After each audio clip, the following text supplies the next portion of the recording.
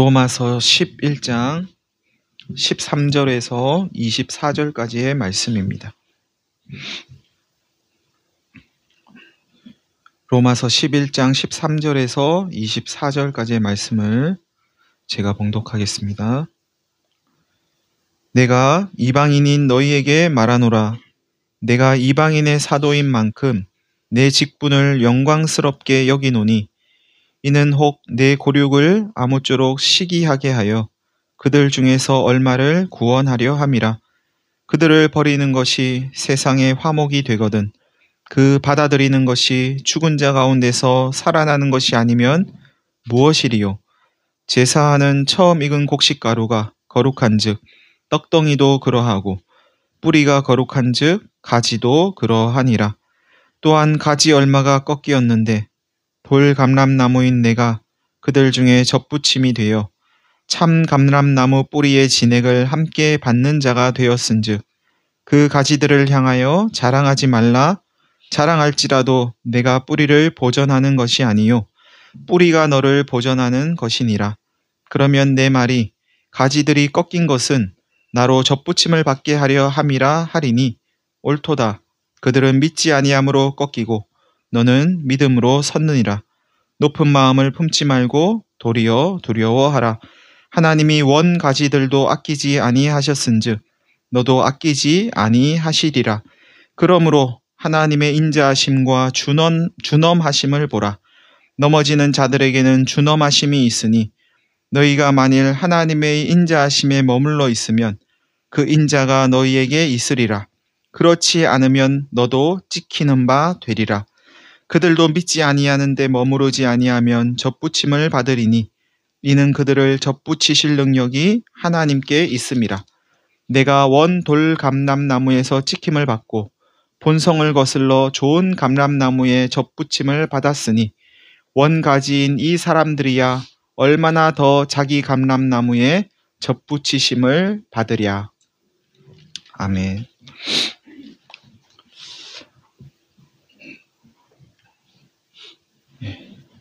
유대인의 넘어짐으로 이방인이 구원을 받게 되었고 구원이 이방인에게 이르게 되었고 유대인의 넘어짐으로 세상이 풍성함을 얻었다면 만약 유대인이 하나님의 구원을 받아들이면 세상은 얼마나 더 풍성함을 누리겠습니까? 이렇게 이야기했던 바울이 자신이 이방인의 사도가 된 것을 영광스럽게 여긴다 하면서 이제 오늘 본문을 시작합니다.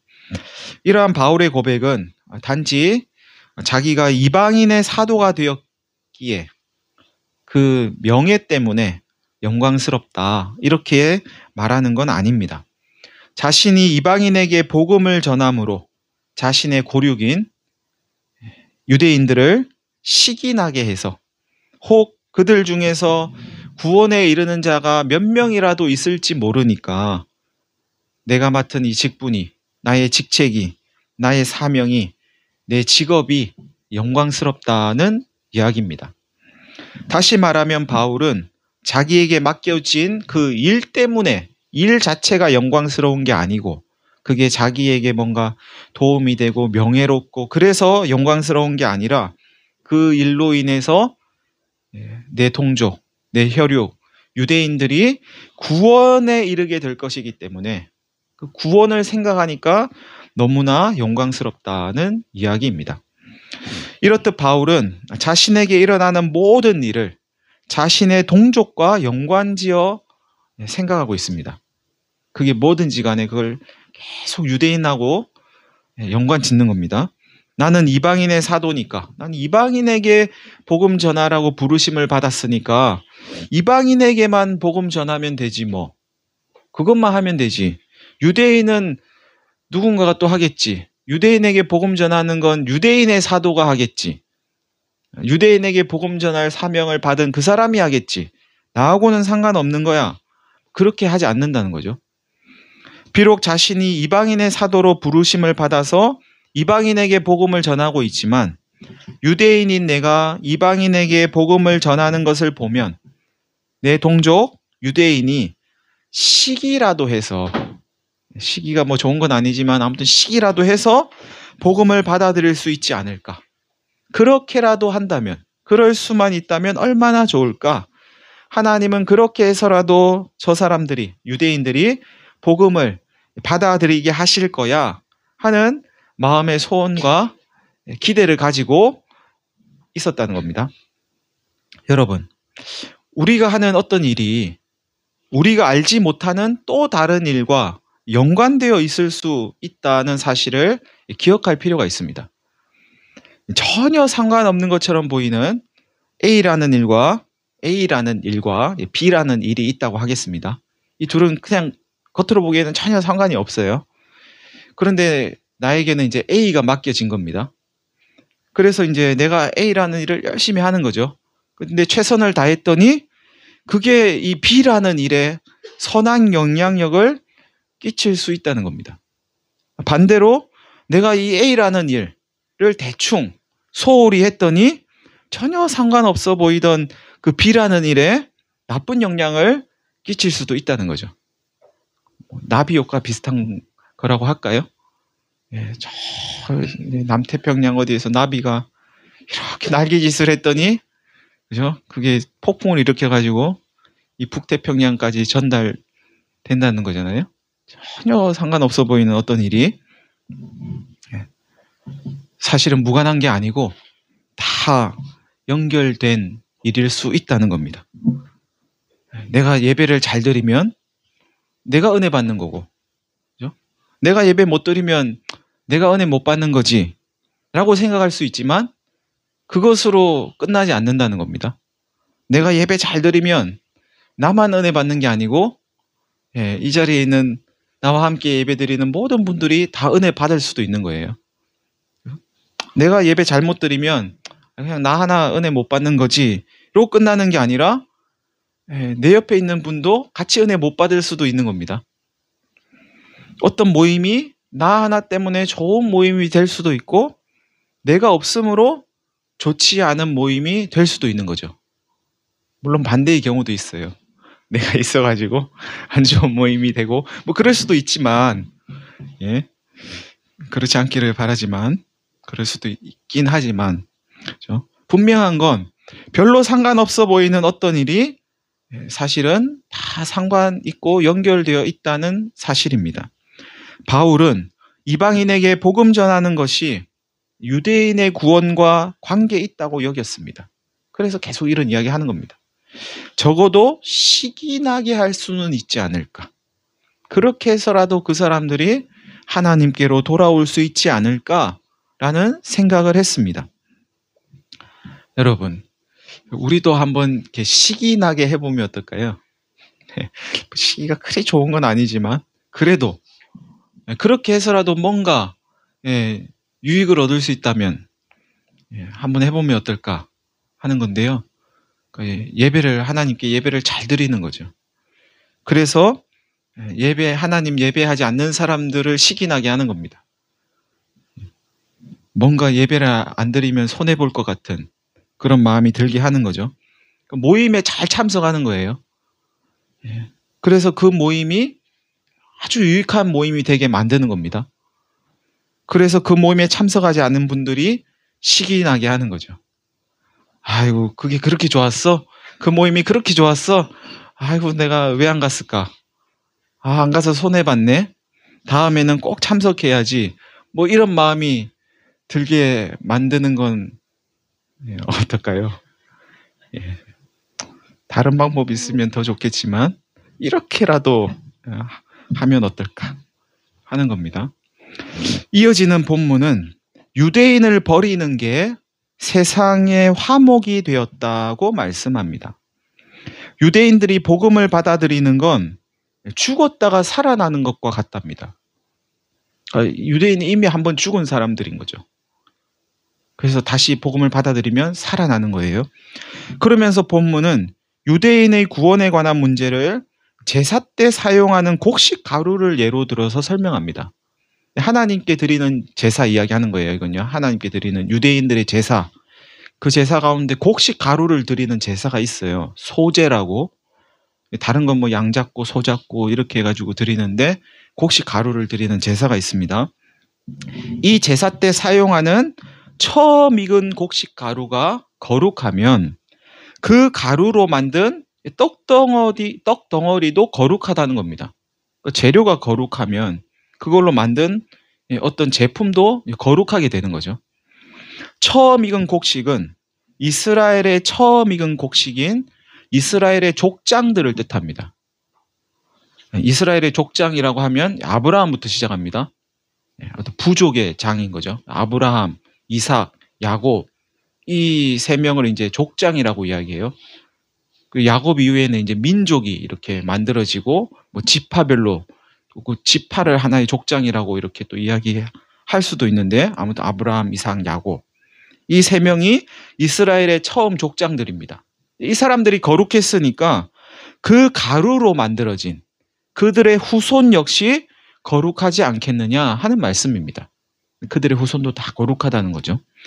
뿌리가 거룩한즉 가지도 거룩하다는 말씀 역시 이스라엘의 뿌리라고 할 수 있는 이 아브라함과 야곱과 이삭과 야곱이 거룩했으니까 그 뿌리에서 나온 가지, 그들의 후손들 역시 거룩하다는 말씀입니다.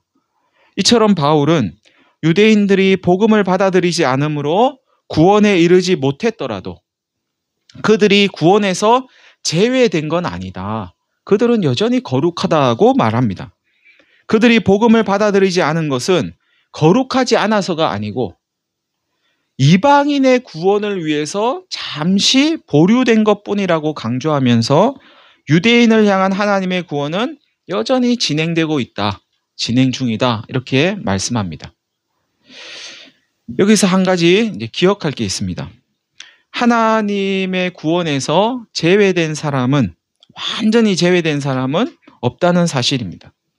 잠시 잠깐 구원에서 제외된 것처럼 보일 수 있지만, 그렇다고 해서 저 사람은 절대 구원 못 받아, 저 사람은 구원받을 수 없어, 지금까지 구원받지 못한 걸 보니까 앞으로도 구원 못 받을 거야, 지금까지 못 받았는데 앞으로 받겠어? 뭐 이런 건 없다는 겁니다. 만약 저 사람은 구원 못 받아, 이게 말이 되면 하나님은 저 사람 구원 못 하셔, 이 말이 되는 거죠.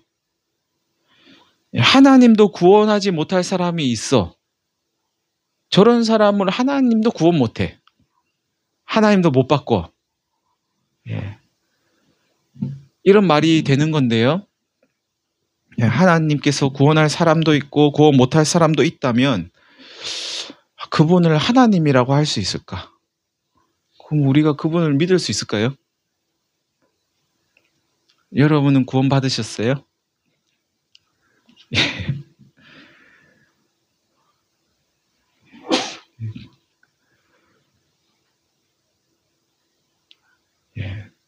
나의 구원을 확신할 수 있을까?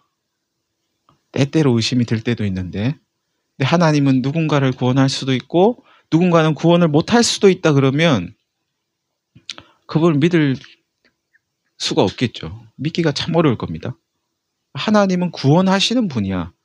그가 누구든지 간에, 그가 어떤 사람이든지 간에 때때로 내 마음에 의심이 들 때라도 그런 거하고 상관없이 하나님은 우리를 구원으로 인도하시는 분이야 라고는 믿을 수 있어야 하나님을 믿을 수 있죠. 그렇지 않겠습니까? 구원받지 못할 사람으로 낙인 찍어도 되고 낙인 찍힐 수 있는 그런 사람은 한 명도 없다는 것을 우리는 기억해야 합니다. 그런데 여러분, 우리는 우리가 만나는 어떤 사람을 구원에서 제외된 사람처럼 여길 때가 혹 있진 않습니까? 저런 사람 구원 못 받아, 저런 사람은 구원을 차라리 못 받으면 좋겠어, 저런 사람이 예수를 믿으니까 전도가 안 되지, 이런 말 들어본 적 없으세요? 저런 사람은 차라리 예수를 안 믿으면 좋겠어. 이런 반응은 구원받지 못할 사람이 정해져 있다는 데서 비롯되는 것이고, 동시에 나는 구원받을 만해, 저 사람은 구원받을 만하지 못하고 나는 구원받을 만해 하는 마음에서 나오는 소리라고 봐야 합니다. 적어도 나는 구원받을 만하기 때문에 저 사람은 구원받을 수 없어라는 말을 할 수 있는 거죠. 우리는 정말 구원받을 만한 사람들입니까? 그렇게 여긴다면 혹 우리의 착각은 아닐까요? 구원받을 만하지 못하기 때문에 우리가, 그래서 예수님이 십자가에 달리신 게 아닙니까? 우리가 구원받을 만하면 예수님이 굳이 십자가에 달리실 필요가 있었을까요?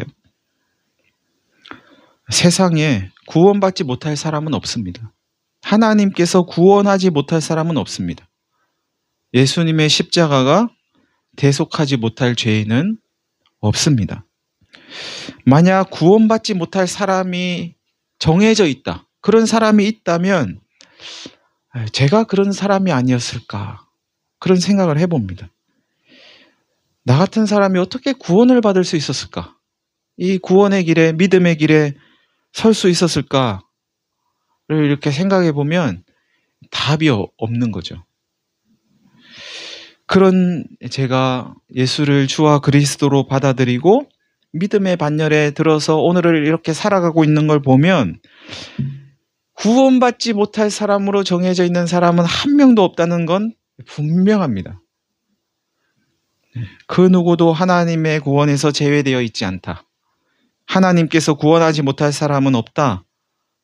이 사실을 받아들이시면서 전도자의 삶을 살아가는 저와 여러분이 되시기를 간절히 바랍니다. 계속해서 본문은 돌감람나무와 참감람나무를 예로 들어서 설명합니다. 우선 가지 얼마가 꺾였다는 것으로 시작하는데요. 여기서 말하는 가지는 원나무, 원나무는 참감람나무입니다. 그러니까 참감람나무에 붙어 있는 그 원래 가지, 그게 얼마가 꺾였다는 거예요. 당연히 참감람나무에 붙어 있어서 구원받아야 할 가지가 이렇게 꺾여버렸다는 겁니다. 구원을 못 받았다는 이야기죠. 구원에서 잠시 유보되었다, 뭐 이런 뜻입니다. 이렇게 원가지인 이스라엘 백성들이 꺾이고 나니까 새로운 일이 시작됩니다. 뭐냐면 접붙임입니다. 접붙임. 원가지들이 이렇게 꺾여 있는 곳에 돌감람나무의 가지를 이렇게 접붙이는 거예요. 접붙임을 보신 적이 있으신가요? 저도 어렸을 때 이렇게 본 적이 있습니다. 나무에 이렇게 가지를 접붙여가지고 이렇게 동동동동 이렇게 끈 같은 걸로 이렇게 묶어 놓은 그런 것들을 본 기억이 나는데요. 그런데 한번 생각해 보십시오. 참감람나무와 돌감람나무가 있어요. 그래서 만약 이 두 나무를 접붙인다고 하면 어느 나무의 가지를 잘라야 될까요? 예. 돌감람나무를 잘 모르시는군요. 얘는 먹을 수 없는 열매를 맺히는 거예요. 돌감람나무는 나쁜 열매를 맺는 거죠. 그러니까 먹을 수 없는, 참감람나무는 먹을 수 있는 열매를 맺는 거예요. 그러면은 어느 나무의 가지를 잘라가지고 거기다가 접을 붙여야 될까요? 예. 접 붙이면 왜 하죠? 좋은 열매 맺으라고. 그럼 어느 나무 가지를 잘라야 되죠? 돌감람나무에 있는 가지를 잘라 버려야죠. 그거는 제대로 된 열매를 못 맺으니까, 나쁜 열매 맺으니까. 그러니까 돌감람나무의 가지를 잘라 버리고 참감람나무의 가지를 접붙여야죠. 두 개 다 자르는 건 맞아요. 이걸 잘라가지고 여기다 붙여야 되니까. 예. 아무튼 접붙임을 할 때는 참감람나무의 가지를 잘라가지고 이 돌감람나무에 붙여야 되는 거죠. 그래야 좋은 열매를 맺을 수 있으니까요. 예. 그런데 오늘 이 접붙임은 이 돌감람나무의 가지를 참감람나무에 붙이는 접붙임입니다. 예. 그래야지, 그렇게 하는 접붙임이에요.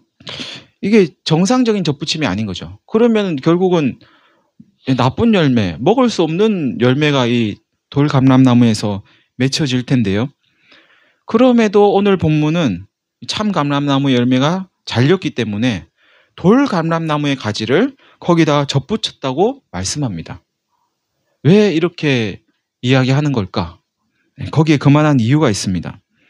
첫 번째는 참감람나무가 원나무고 참감람나무 가지가 원래 가지고 돌감람나무의 가지는 원래 가지가 아니라는 걸 지금 보여주려고 하는 겁니다.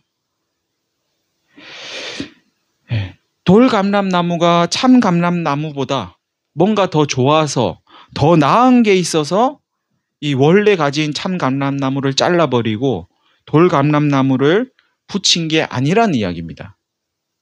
그런 게 아닙니다. 단지 이 돌감람나무의 가지를 살리기 위해서 이거 살리려고 여기다 붙였다는 거예요. 얘는 가만히 놔두면 계속 나쁜 열매를 맺기 때문에 그거는 곧 죽음과 같거든요. 그래서 얘 살리려고 이 돌감람나무를 살리려고 참감람나무에다 붙였다는 겁니다. 두 번째는 이 가지를 보존하는 건 참감람나무의 뿌리라는 걸 보여주는 겁니다. 돌감람나무는 스스로 자신을 보존할 수 없고 이 뿌리가 그것을 보존하고 있다는 겁니다. 가지가 스스로 살 수 없죠. 뿌리가 있어야 가지가 살 수 있죠. 그러니 이 접붙여진 돌감람나무는 잘난 체 하지 말라는 겁니다. 내가 접붙여졌으니까 내가 참 잘났구나. 내가 그래도 쓸모가 있어서 이 참감람나무에 접붙여졌구나. 이렇게 잘난 체 하지 말라는 겁니다.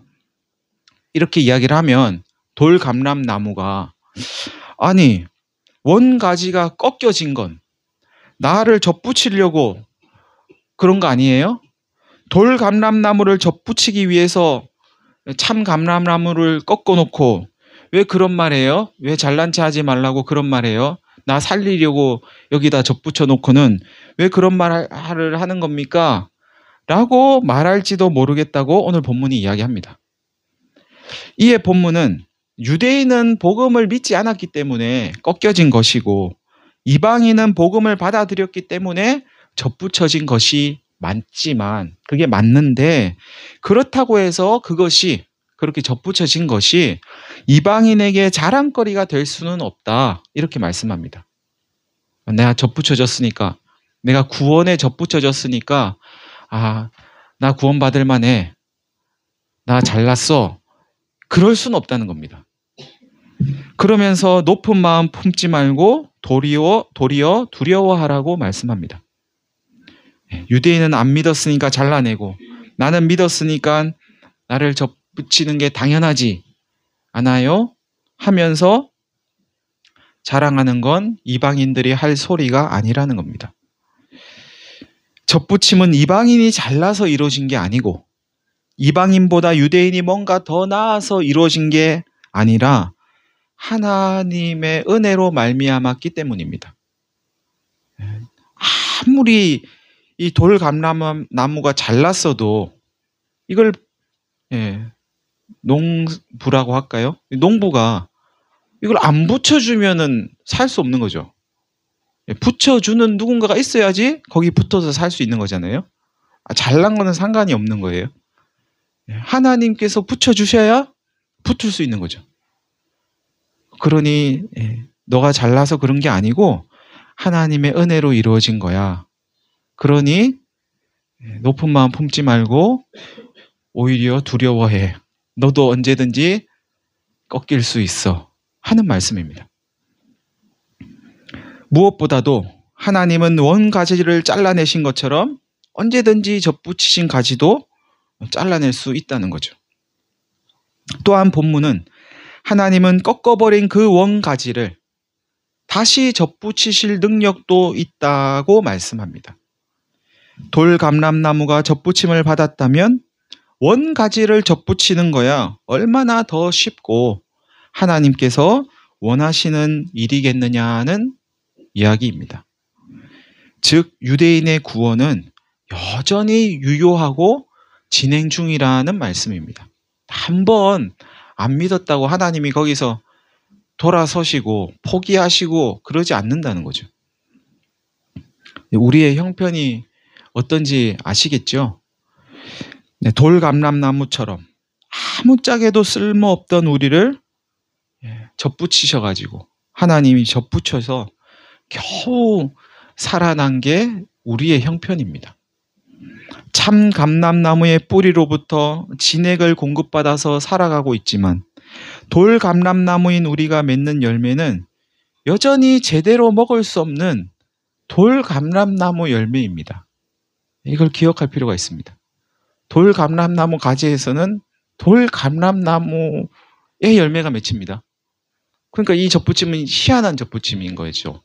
이렇게 접붙임하면은 농사가 안 되는 겁니다. 망하는 겁니다. 그러니까 우리가 맺는 열매는 여전히 먹을 만한 게 아니라는 거예요. 무엇인가 좀 선한 것이 있을까 해서 아무리 찾아봐도 쓸만한 게 별로 없는 것이 우리의 형편이라는 겁니다. 그럼에도 우리가 참 감람나무에 접붙임을 받았다는 사실을 자랑하고 내가 잘나서 접붙임 받았지 라고 여긴다면 그 얼마나 어리석은 일이겠느냐는 이야기이기도 합니다. 우리는 철저히 우리의 모든 것이 하나님의 은혜라는 사실을 잊지 말아야 합니다. 우리 안에 선한 것이 전혀 없을 때 접붙여지는 은혜로 구원의 반열에 들어섰고 이 믿음의 길에 들어서서 이 길을 걸어가고 있다는 사실을 기억해야 합니다. 우리의 구원을 완성해가는 오늘을 사는 것 역시 하나님 은혜로만 가능하다는 것을 마음에 새겨야 합니다. 우리 안에 선한 것은 없습니다. 하나님의 은혜로 사는 것입니다. 오늘도 끊임없이 우리를 믿음의 길로 인도하시는 성령님의 은혜로 때때로 하나님께서 원하시는 그 뜻을 행하면서 하나님께서 원하시는 길을 걸어갈 수 있는 거죠. 그리스도인은 자기의로 사는 사람들이 아닙니다. 예수님을 믿는 사람들이 하나님의 뜻을 이루어야 한다고 하면서 가장 빠지기 쉬운 함정 가운데 하나가 바로 자기의입니다. 내 힘과 노력으로 하나님의 뜻을 이루어 간다고 여기시면 안 됩니다. 내 힘과 노력으로 할 수 없는 그것을 우리 안에서 행하시는 분이 계시기에 우리는 오늘도 내 욕심과 씨름하고 하나님께서 원하시는 것을 따를 수 있는 거죠. 그럼에도 불구하고 우리는 자주자주 잊어버립니다. 내 힘과 노력으로 무엇을 했다 여기고 내가 이만큼을 했더니 하나님이 또 이만큼을 주셨다 이야기하기도 하고 그래도 다른 건 몰라도 이것만큼은 내가 하나님을 위해서 한 거지 이렇게 이야기하는 분들도 계시는데요. 그런 모든 생각과 말과 행동은 하나님 은혜와는 거리가 멀다 하겠습니다. 그것은 은혜가 아니고 자기의이고 자기 공로일 뿐입니다. 여러분, 오늘 본문은 하나님의 은혜로 말미암았다는 사실을 잊어버리면 그냥 그거 잊어버린 걸로 끝나는 게 아니고 찍혀 버려질 거라고 말씀합니다. 하나님의 은혜를 잊어버리는 것이 곧 잘리는 거예요. 잘리는 거. 가지가 꺾이는 거고요. 구원에서 제외되는 겁니다. 여러분에게 이것은 하나님의 은혜가 아닙니다 라고 말할 만한 게 혹 있으십니까? 하나님을 빼고도 말이 되는 게 있으세요? 이건 하나님의 은혜 아니에요. 그건 제가 한 거예요, 제가.